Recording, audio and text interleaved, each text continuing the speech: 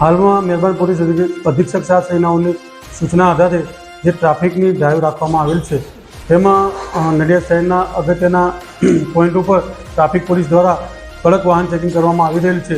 સદર વાહન ચેકિંગમાં ખાસ અમે નંબર પ્લેટ, ખામીયુક્ત નંબર પ્લેટ અને નંબર વગરના વાહનો અને આરટીઓને માન્ય ન હોય તેવી નંબર પ્લેટવાળા વાહનોની ખાસ ઝુંબેશ ચલાવાય છે.